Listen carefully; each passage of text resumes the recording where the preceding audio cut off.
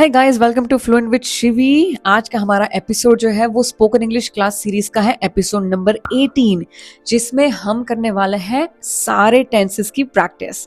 तो अगर आपने पिछले 17 चैप्टर्स देखे हो तो हमने सब कुछ ही सीख लिया है ऑलमोस्ट। जैसे कि हमने सीखा है सारे के सारे टेंसेस, प्रेजेंट टेंसेस के सारे जो होते हैं वो टेंसेस सीख लिए, फ्यूचर वाले सीख लिए, पास्ट वाले सीख लिए। उसकी पिछली वीडियोस में हमने ग्रामर की टर्म्स यानी वर्ब क्या है, एडजेक्टिव क्या है, ये सारी चीज़ें सीखी। उसके पिछले वीडियोस में हमने सीखा है सेल्फ इंट्रोडक्शन, WH क्वेश्चन, और कितना सब कुछ सीख लिया है भाई। मुझे अभी भी याद है मेरे स्कूल टाइम में हमारे एक टीचर हुआ करते थे जो सिर्फ टेंसेस सिखाने में 6-7 महीने हमारे बर्बाद किए, और उसके बाद भी किसी भी बच्चों को ठीक से टेंसेस ही नहीं आए। एंड देखिए हम सिर्फ 17 वीडियो में ही टेंसेस कितने आराम से, अच्छे तरीके से, बिल्कुल बोरिंग ना लगे इस तरह से सीख गए हैं, राइट। तो अगर गाइस आपने पिछली वीडियोस नहीं देखी हो देन मेक श्योर करना कि पिछली वीडियोस आप देखें, क्योंकि ये ग्रामर का ये पूरा फाउंडेशन है आपके स्पोकन इंग्लिश कोर्स का। आपको अगर टेंसेस नहीं आएंगे, अपने आप को इंट्रोडक्शन करना नहीं आएगा, सामने से अगर क्वेश्चंस पूछने नहीं आएंगे, तो आप किस तरह से किसी के साथ इंग्लिश में बात कर पाओगे, राइट। तो ये इतने चैप्टर्स तो बहुत ज्यादा जरूरी है। आज का चैप्टर तो और भी ज्यादा जरूरी है आपके लिए, क्योंकि हम करने वाले हैं सबकी practice. So without any further ado guys, let's begin the video.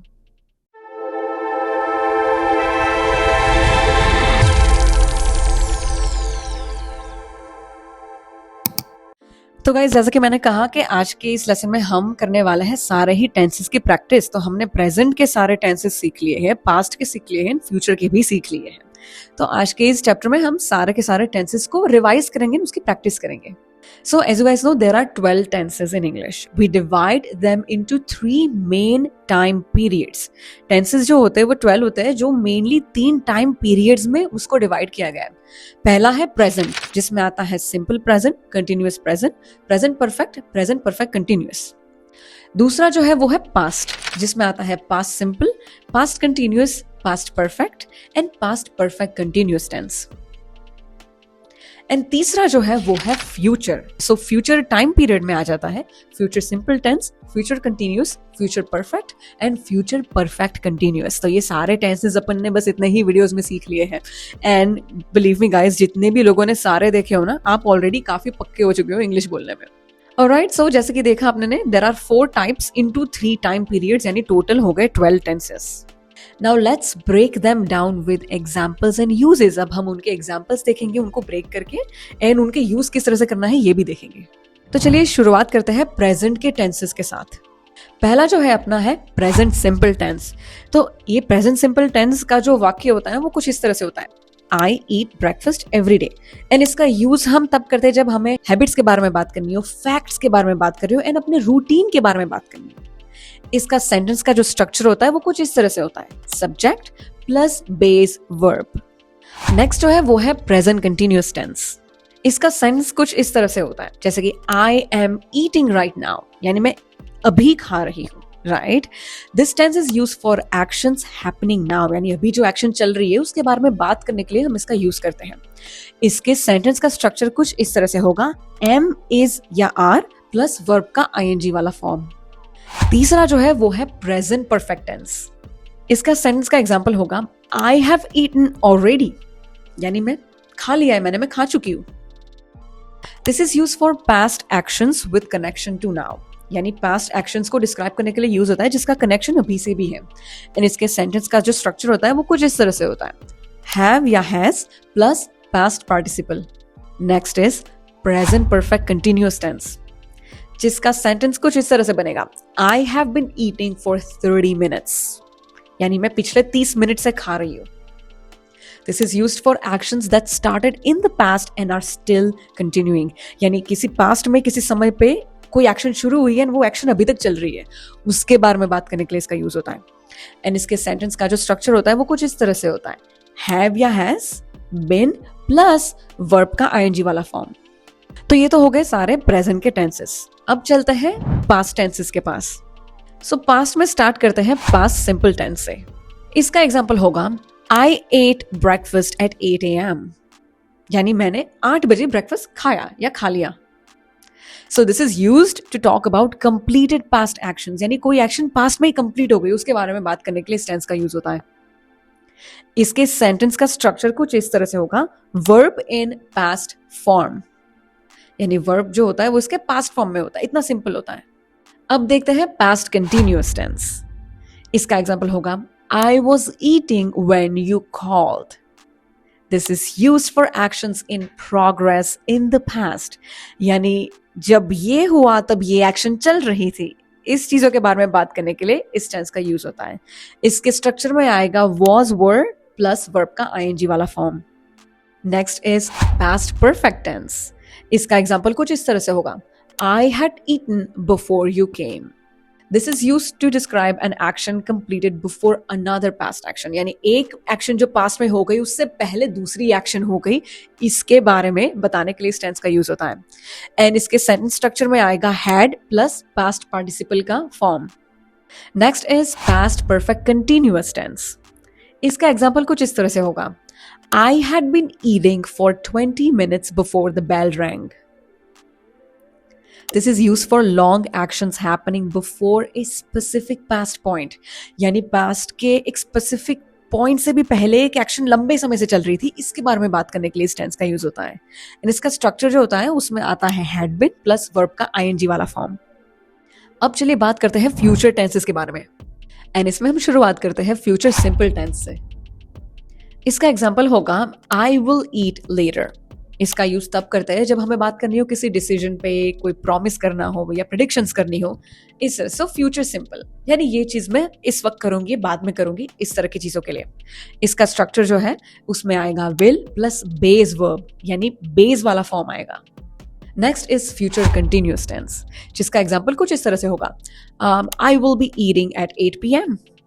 This is used for actions that will be in progress at a future time, यानी फ्यूचर में एक सर्टन टाइम पे ये एक्शन प्रोग्रेस में होगी, यानी ये एक्शन चल रही होगी, इस तरह की बात करने के लिए इस टेंस का यूज होता है। एंड इसका स्ट्रक्चर जो होगा वो कुछ इस तरह से होगा विल बी प्लस वर्ब का आईएनजी वाला form. Next is future perfect tense. इसका एग्जाम्पल होगा I will have eaten before you arrive. This is used for actions that will be completed before a future point, यानी इस tense का use हम तब करते हैं जब हमें बात करनी हो कि ये एक्शन जो है वो फ्यूचर के एक समय से पहले कंप्लीट हो गई होगी। एंड इसका स्ट्रक्चर जो है वो इस तरह से होगा will have plus past participle वाला form. Next is future perfect continuous tense, and इसका एग्जाम्पल कुछ इस तरह से होगा I will have been eating for 30 minutes by 9 PM। This is used for actions that will continue for a duration until a certain future time, यानी एक certain future time तक कोई ड्यूरेशन, कोई चीज, कोई एक्शन चल ही रही होगी, उसके बारे में बात करने के लिए उसमें ड्यूरेशन जो है उस पर एम्फेसिस डालने के लिए इस टेंस का यूज होता है। इसका स्ट्रक्चर कुछ इस तरह से होगा will have been plus verb का आईएनजी वाला form. Now let's compare and speak with examples. एक वर्ब ले लेते हैं study, alright, and use it in all 12 tenses। इस verb को, ये जो study जो है वो verb, इसे हम सारे के सारे 12 tenses में यूज करके इसके examples देखेंगे। I study every day, present simple tense। I am studying now, present continuous। I have studied already, present perfect। I have been studying since morning, present perfect continuous। I studied last night, past simple। I was studying when he called, past continuous tense।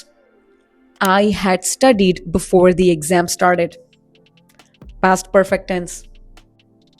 I had been studying for 3 hours before dinner, past perfect continuous tense। I will study tomorrow, future simple tense। I will be studying at 8 PM, future continuous tense। I will have studied by then, future perfect tense।